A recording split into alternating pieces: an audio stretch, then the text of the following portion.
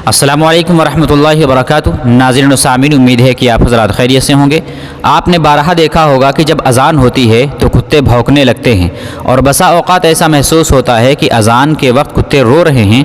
तो इसकी क्या वजह है?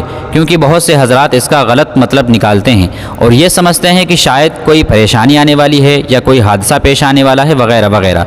तो इसी से मुताल्लिक़ मैं आप हज़रात की खिदमत में दो फतावे पेश करूँगा। एक फ़तवा दारुल उलूम देवबंद का है और दूसरा फ़तवा जामिया उलूम इस्लामिया अल्लामा मोहम्मद यूसुफ बिन नूरी टाउन का है। तो सबसे पहले आप हज़रात अपनी स्क्रीन पर जामिया उलूम इस्लामिया अल्लामा मोहम्मद यूसुफ बिन नूरी टाउन का फ़तवा मुलाहज़ा फरमा लें। उसके बाद दारुल उलूम देवबंद का फ़तवा भी पेश किया जाएगा। चुनांचे किसी ने जामिया बिन नूरी टाउन से सवाल किया है। सवाल: अगर अज़ान के वक्त कुत्ता भौंके तो उसकी क्या वजह हो सकती है?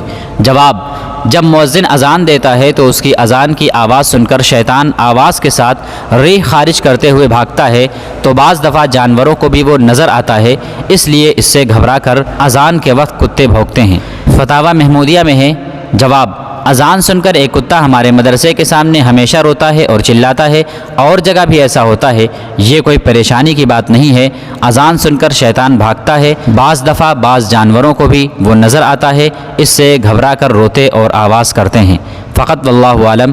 दारुल इफ्ता जामिया उलूम इस्लामिया अल्लामा मोहम्मद यूसुफ बिन नूरी टाउन। अब आप हज़रात के सामने दारुल उलूम देवबंद का फ़तवा पेश किया जा रहा है, उसको आप हज़रात मुलाहज़ा फरमा लें।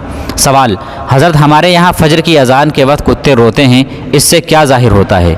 जवाब: बिस्मिल्लाहिर्रहमानिर्रहीम। फ़जर की अज़ान के वक्त कुत्ते का रोना हमारे यहाँ भी और दूसरी जगहों में भी होता है। ये कोई परेशानी की बात नहीं और इससे बदफाली लेना सही नहीं। अज़ान से शैतान भागता है और बाज़ मरतबा बाज़ जानवरों को ये भागता नज़र आता है, इससे घबरा कर वो रोते और आवाज़ करते हैं। वल्लाहु ताला आलम। दारुल इफ्ता दारुल उलूम देवबंद।